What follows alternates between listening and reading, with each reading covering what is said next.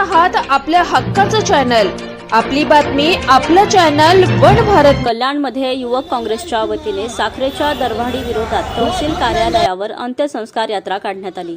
साखर आणि साखर पिकाची प्रतिकात्मक अंत्ययात्रा काढून तहसीलदार कार्यालयापर्यंत मोर्चा काढण्यात आला.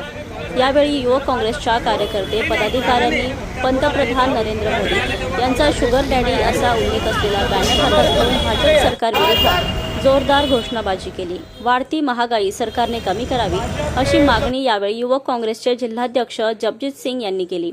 यावेळी काँग्रेसच्या गटनेत्या तथा महिला जिल्हाध्यक्षा कांचन कुलकर्णी यांच्यासह मोठ्या संख्येने युवक सहभागी झाले होते.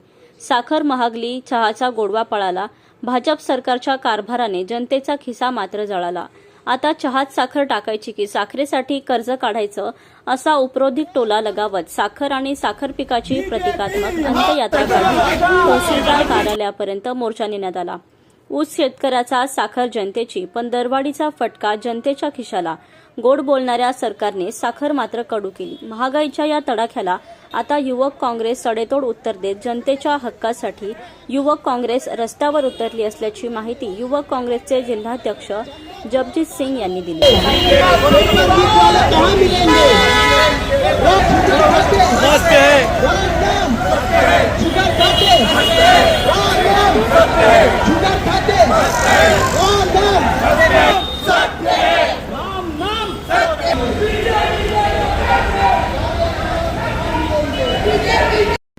आज या देशात नवीन शुगर डॅडी आले.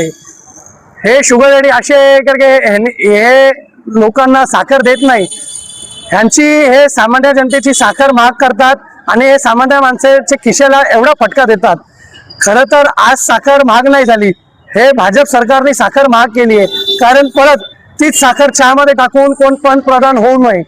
खरं तर पहिले असं असायचं, लोक साखरच्या भावाने पेट्रोल खरेदी करायचे आणि आज असं झालंय, लोक पेट्रोलच्या भावांनी साखर खरेदी करताय.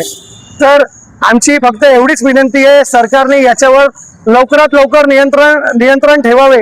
नाहीतर युवक काँग्रेसला रस्त्यावर उतरावं लागेल, अजून तीव्र आंदोलन करावं लागेल.